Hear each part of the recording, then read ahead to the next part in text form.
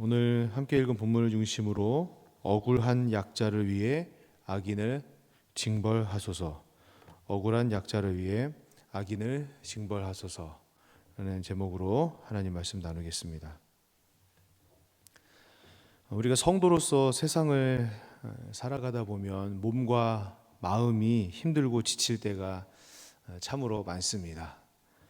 육신을 즐겁게 하는 것이 아닌 영혼을 유익하게 하기 위한 그런 가치를 추구하며 살아야 하고, 또 잠시 지낼 수밖에 없는 이 땅의 장막집을 위하여 사는 것이 아니라 영원한 장막집, 우리의 영혼이 거할 영원한 장막집을 바라보며 살아야 하고, 또 세상 사람들이 우선시하고 또 중요하게 여기는 그런 가치가 아닌 하나님 말씀이 지향하는 가치를 따르며 살아가는 것이, 우리가 인간적인 교육 제도 하에서 배우는 그러한 면보다는 하나님 말씀이 지향하는 가치, 또 사람들이 두루 말하기에 그것이 맞는 것이다, 옳은 것이다, 세상을 조금 더 편하고 조금 더 이익을 많이 얻을 수 있도록 그렇게 하며 살기 위해 맞는 방법이다라고 하는 것보다 하나님 말씀이 지향하는 가치를 따르며 살아가는 것이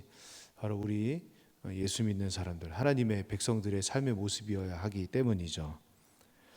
그런데 이렇게 힘들고 또 지치게 되는 심리적인 원인 중에 가장 주요한 감정은 억울함일 것입니다. 이 감정은 어떻게 보면 또 이렇게 어긋난 비교 의식에서 왔을 가능성이 아주 높은데요.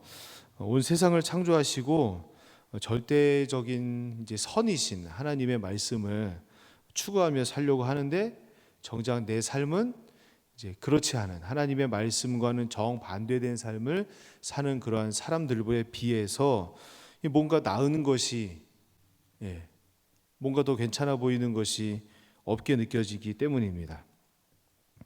세상의 것을 추구하기보다 하나님의 법을 선택하려고 하나님의 법대로 살기 위해서 아둥바둥 하는데, 어떻게 하면 성경이 말하는 그러한 선한 양심을, 또 하나님을 사랑하고 이웃을 사랑하라는 가장 큰 두 계명을 내가 지키며 살 수 있을까 고민에 고민을 거듭하는데, 그러나 온갖 세상의 방법으로 또 비양심적으로 비윤리적으로 사는 사람들은 왜 저렇게 나보다 윤택하게 살까?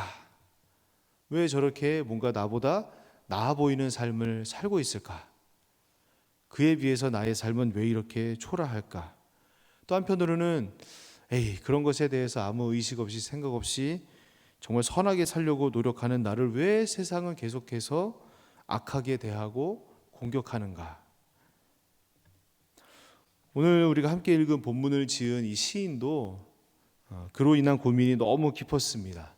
얼마나 그 상심이 컸던지 하나님이 너무 멀게 느껴질 정도로, 하나님이 나와 너무나 멀리 계신 분 아닌가, 다른 차원에 계신 분 아닌가라고 생각할 정도로 그렇게 느껴졌던 거죠. 그래서 어찌하여 환난 때에 숨으시나이까 이렇게 질문을 했는데, 사실 이게 완곡한 표현으로 해석하면 하나님 왜 내가 어려운데 이렇게 나에게 무관심하십니까?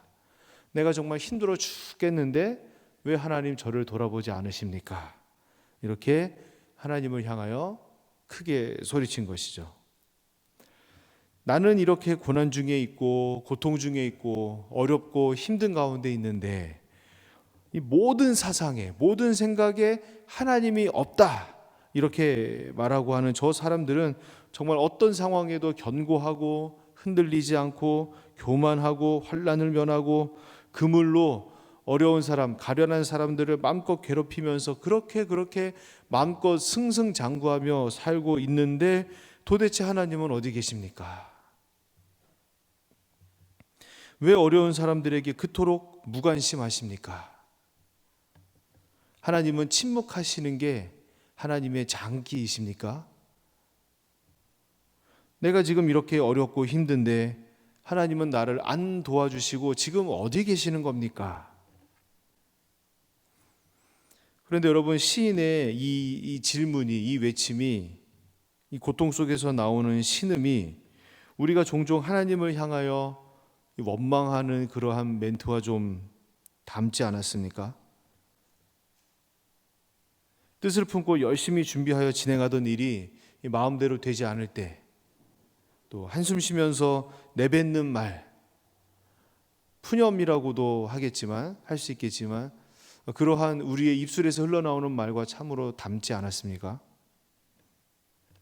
남을 돕기 위한 것이라든지 뭔가 사회적인 공헌을 할 수 있을 것 같아서 그러한 기대감을 품고 시작한 일들조차 잘 풀리지 않을 때 과연 우리의 마음은 어떻습니까? 하나님을 향하여 어떤 신음을 내뱉고 계시는가요? 여러분, 그러나 성경은 분명히 말하고 있습니다. 우리 하나님은 약자의 하나님이시고 또 가난한 자들의 하나님이십니다. 고통받는 자녀들을 품으시고 치유하시는 하나님이십니다. 무엇보다 우리의 목소리를 다 들으시고 다 기억하시고 우리와 함께 고통을 견뎌주시고 끝까지 우리가 인내하며 그 모든 상황들을 이겨낼 수 있도록 격려하시는 임마누엘의 하나님이심을 믿으시길 바랍니다.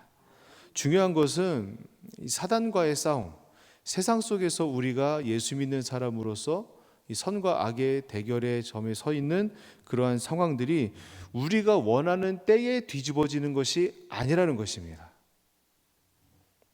우리 주님께서 정하신 그때에 완전히 역전된다, 이렇게 말할 수 있는 것이죠.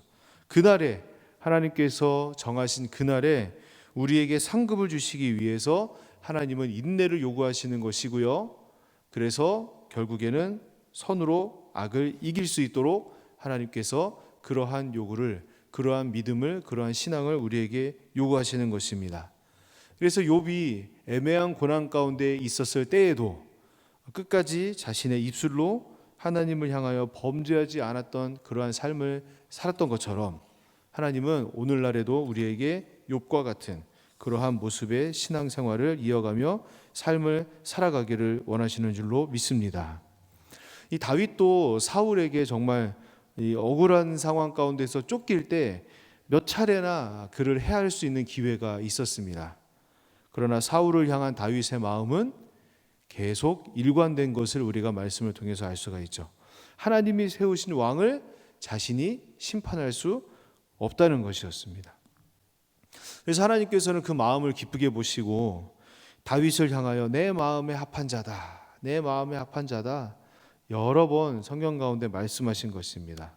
결국 하나님께서 정하신 그때에 그 사울의 모든 악을 심판하셨고 그 모든 주권이 하나님께 있음을 고백하고 기다린 다윗을 높이 들어서 사용하신 것을 우리가 말씀을 통해서 알 수가 있죠. 말씀을 맺겠습니다. 하나님은 이사야 선지자가 예언한 것처럼 영존하시는 평화의 왕이십니다.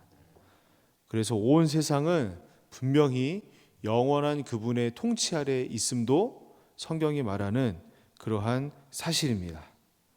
그래서 그분이 정하신 그날에 오늘 본문에 있는 말씀처럼 일어나셔서 손을 들어서 심령이 가난한 우리를 기억하시고 은총을 베푸실 것입니다. 악인을 완전히 징벌하시고 또 우리가 하나님 이렇게 해주세요, 저렇게 해주세요, 이렇게 인간된 마음에서 원하며 하나님 앞에 드리는 기도보다 하나님께서 더 완전하게 모든 악함을 하나님께서 선함으로 승리하게 하실 줄로 믿습니다. 그날과 그때는 비록 우리가 언제인지 알 수 없지만 슬기로운 다섯 처녀처럼 항상 그 등불의 기름을 준비하며 살아가시는 우리 모든 성도님들 되시기를 예수님의 이름으로 축원드립니다. 기도하겠습니다.